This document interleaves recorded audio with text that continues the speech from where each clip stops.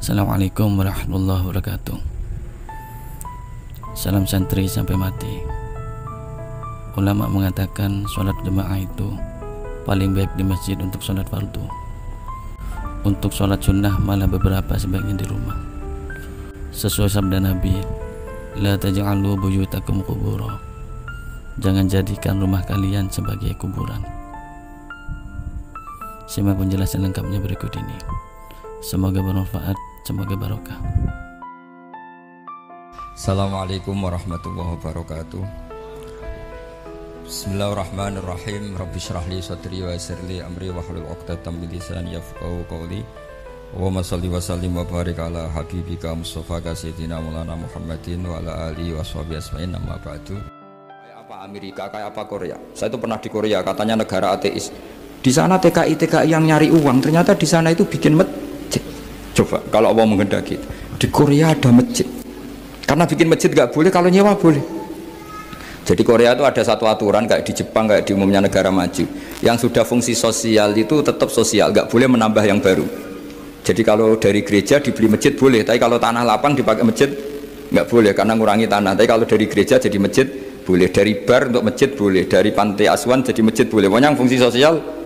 Saya pernah ngaji di masjid itu, bawahnya bar, atasnya gereja, atasnya lagi masjid. Kadang ya balik masjid dulu, bar, baru gereja.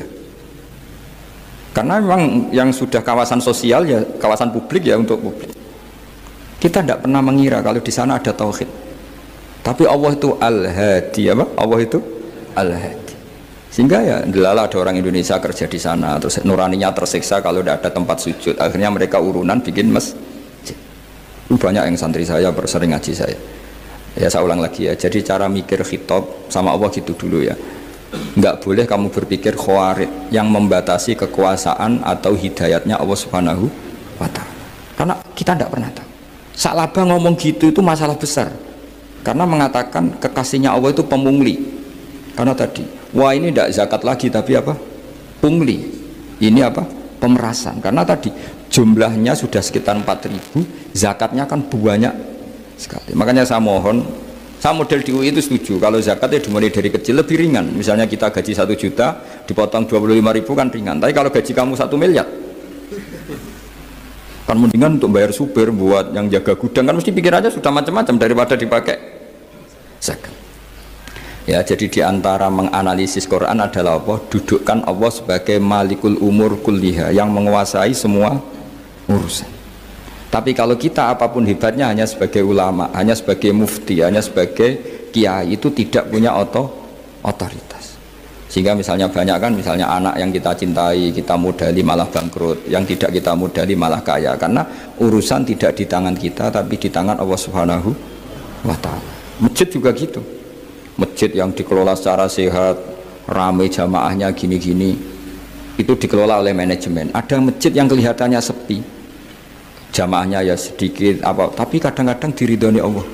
Kenapa? Karena masjid itu nggak menjadi problem sosial bagi komunitasnya.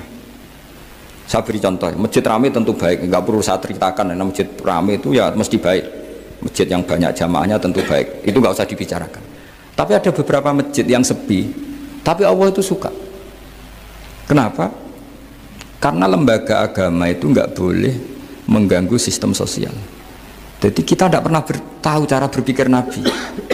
Yaitu banyak kan sahabat habis sholat duhur ba'diyah di masjid, qobliyah di masjid. Apa kata Nabi? La taj'alu buyutakum kuburan, cung nak apik aja mbok entek-entekno ning masjid. Omam ya bagai keapian.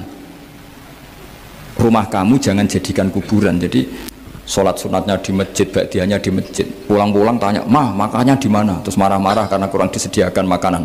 Kan lucu kan? Di masjid qobliyah, ba'diyah, pulang-pulang tanya apa? Makanan. Tersinggung lagi kalau belum disediakan. Akhirnya apa? Anak-anak kita yang kecil kenangan melihat bapaknya itu apa? Bapak itu orang yang kalau dari masjid tanya makanan dan marah kalau tidak kesampaian. Coba kalau kamu datang dari masjid sholat, kenangan anak kamu apa? Bapak itu orang yang kalau datang dari pergi sholat. Sehingga kenangan anak-anak kita ini melihat kita sholat sujud di rumah. Sehingga Nabi membahasakan apa? Jangan jadikan rumah kamu sebagai kuburan, kasih jatah sholat. Sehingga ulama mengatakan jamaah itu paling baik itu di masjid untuk jamaah fardu. Untuk sholat sunat beberapa malah sebaiknya di rumah. Sehingga saya ini sebagai kiai ya sering bingung. Bingungnya kadang ada orang terlalu overacting, ingin masjidnya ruame sehat. Yang satu enggak. Saya ini sering dipamiti. Ya saya akhirnya bingung. Bingungnya ya barokahnya ngalim itu bingung. Kalau enggak ngalim malah enggak bingung. Karena ya sudah harus gini. Sampai tak beritahu ya. Nabi awal ngendikan itu ju'ilat lanal ardu kulluha masjidan. Semua tanah Allah itu hakikatnya masjid. Apalagi ini rumah kita. Anak kita biar menyaksikan saat kita sujud, saat kita baca Quran, saat kita ngaji. Kalau semua ini di masjid, kemudian Anda di rumah taunya makanan, menuntut ngopi, menuntut kenangan di keluarga kita kurang baik. Makanya Nabi membahasakan apa? La taj'alu buyutakum kuburon. Jangan jadikan rumah kamu sebagai kuburan. Apalagi ada pepatah lagi, al-ummu madrasatul ula, ibu adalah madrasah pertama.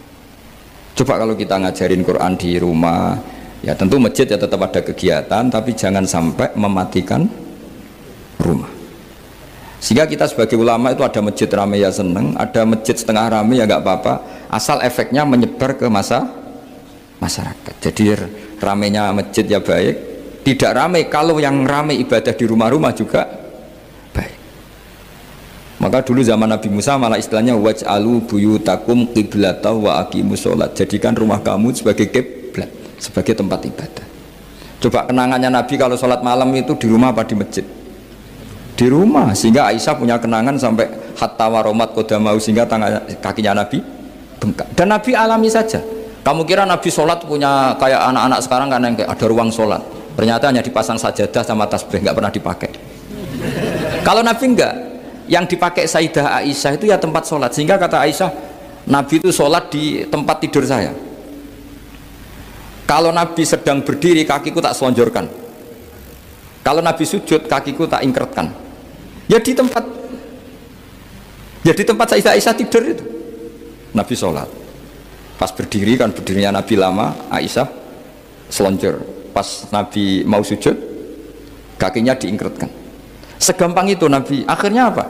Kenangannya Aisyah sebagai istri itu doa-doa tahajud, doa-doa. Coba kalau Nabi tahajudnya di masjid, Sayyidah Aisyah tidak punya kenangan doa-doa apa? Tahajud. Sehingga kita harus ngikuti ngaji.